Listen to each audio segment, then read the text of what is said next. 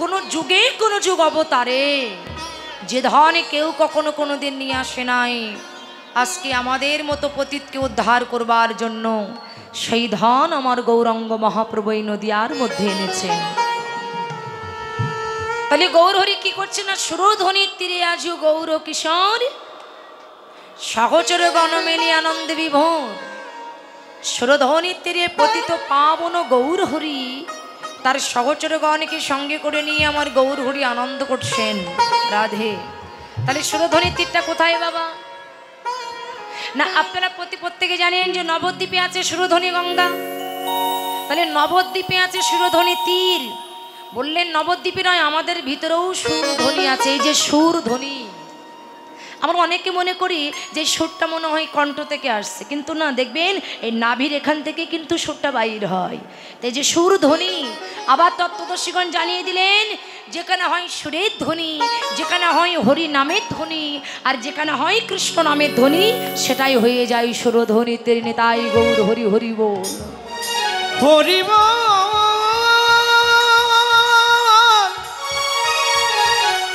বলে রে আমার মন হরি বল। সেই সুরধ্বনি তীরে পতিত পাবন গৌর সুন্দর আমার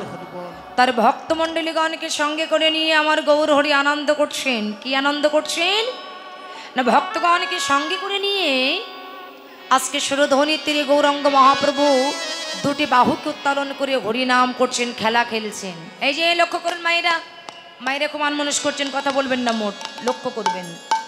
সুরধ্বনির তীরে ভক্তগণকে সঙ্গে করে নিয়ে গৌর হরি আনন্দ করছেন, খেলা খেলছেন। তাহলে খেলাটা কি খেলা? বৈষ্ণব কবি পদকর্তা তার পদে বলে গেলেন, খেলাটা কি খেলা জানো? খেলা এ বিনোদ খেলা,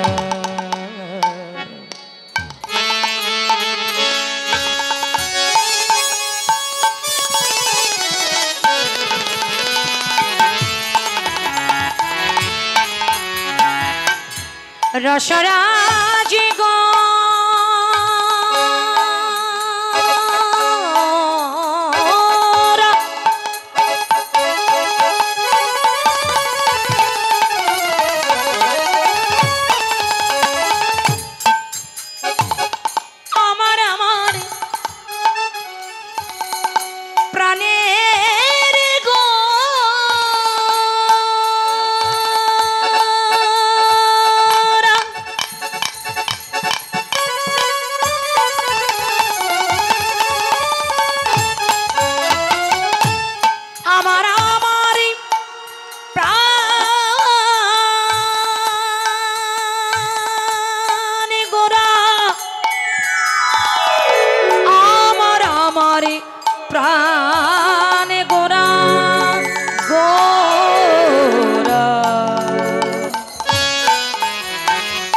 ওরে খেলা এ বিনোদ খেলা,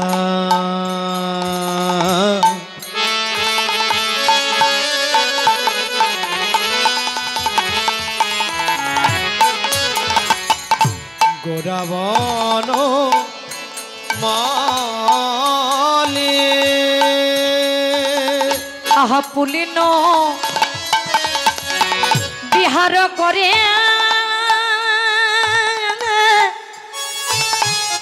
দেখো ভক্ত মণ্ডলে, পুলিন বিহার করে দেখো ভক্ত মণ্ডলী। আজি খেলিছে গোরারাই, খেলিছে গোরারাই, আজ খেলিছে গোরারাই, খেলিছে গোরারাই, মধুর হরি নামের খেলা খেলিছে গোরারাই, মধুর হরি নামের খেলা খেলিছে গোরারাই,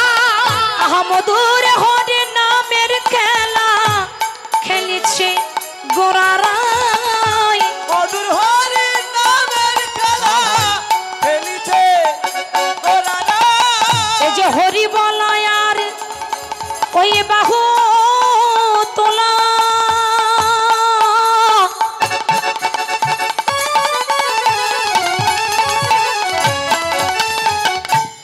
বলয়ার ওই বাহু তোলা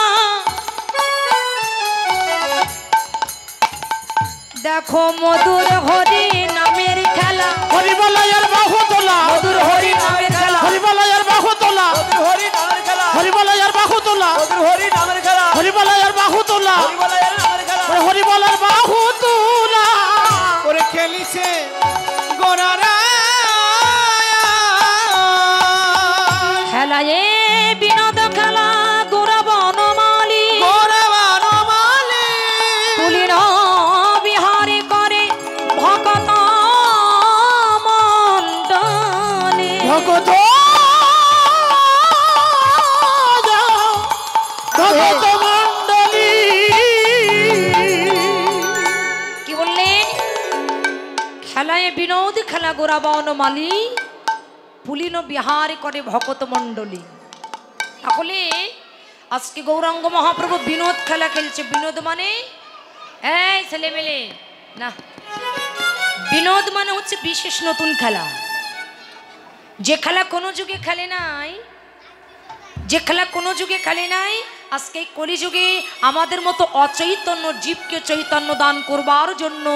সেই খেলা আমার গৌরাঙ্গ মহাপ্রভু খেলেছেন বললেন যে কলিযুগে খেলে নাই এই কলিযুগে আমাদের মতো অচৈতন্য জীবকে চৈতন্য দান করবার জন্য সেই খেলা খেলেছেন আর সেই খেলাটা হচ্ছে একমাত্র মধুমাখা হরি নামের খেলা সেই খেলাটা হচ্ছে একমাত্র মধুমাখা হরি নামের খেলা আপনারা লক্ষ্য করবেন জাগতিক জগতে যখন কেউ খেলা খেলে আমাদের তো অনেক রকমের খেলা আছে তা জাগতিক জগতে যখন কেউ খেলা খেলে সেই খেলায় কিন্তু বাবা দুটি পক্ষ থাকে সেই খেলায় হচ্ছে দুটি পক্ষ থাকে এক পক্ষ হেরে যায় আর আরেক পক্ষ জিতে যায় তো বর্তমানে গৌরাঙ্গ মহাপ্রভু এই যে হরি নামের খেলা খেলছে বললেন এই হরি নামের খেলা এ জগতে যারা খেলে সবাই জিতে যায় কিন্তু কেউ হারে না এই যে জাগতিক জগতের খেলা এই হরি নামের খেলা আপনি লক্ষ লক্ষ মানুষের মধ্যে বসে খেলতে পারবেন হাজার হাজার মানুষের মধ্যে বসে খেলতে পারবেন কোটি কোটি মানুষের মধ্যে বসে আপনি মধুমাখা হরি নামের খেলাটা খেলতে পারবেন বাবা শুধু তাই নয় এই হরি নামের খেলার আর একটা বিশিষ্ট গুণ আছে সেটা কি জানেন এই হরি নামের খেলার এমনই গুণ জাগতিক জগতে যদি কোনো পিতা পুত্র এক জায়গায় বসে হরি নামের খেলাটা খেলে মন দেবেন যদি কোনো পিতা পুত্র এক জায়গায় বসে হরি নামের খেলাটা খেলে তাহলে খেলতে খেলতে কোনো পিতা যদি একটু ভাবের ঘরে ডুবে যায় তাহলে সম্মুখে যে তার পুত্র বসে আছে এই জ্ঞানটা কিন্তু তখন ওই পিতার ভিতরে থাকে না খেলাটা খেলতে খেলতে যখন ওই পিতা ভাবের ঘরে ডুবে যায় তখন কত পিতা কি করে জানো কত পিতা ধরে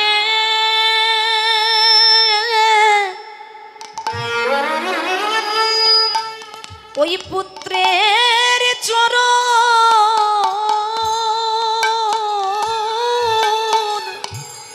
কত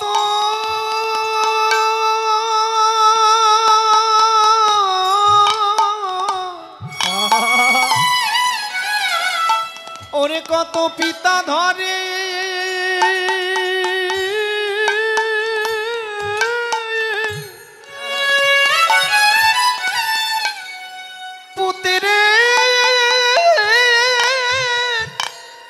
পুত্রের চরণ ওগো হরি নামের তরঙ্গ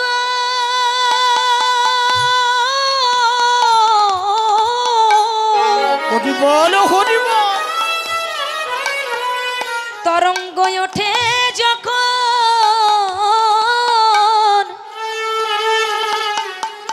তখন কত পিতা ধরে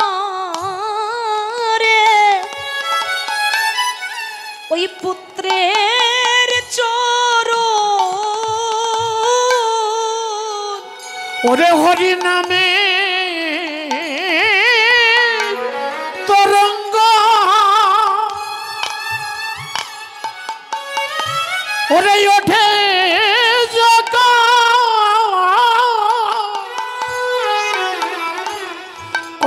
পিতা ধরে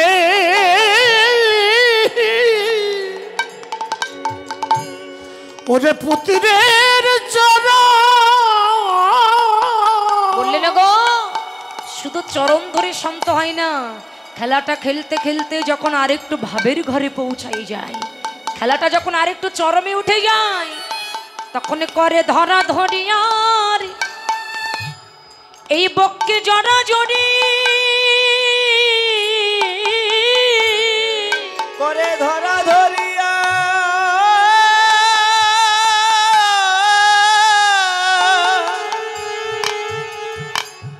পক্ষে জড়া ধরি এই ধুলাই দিয়ে গড়া গড়ি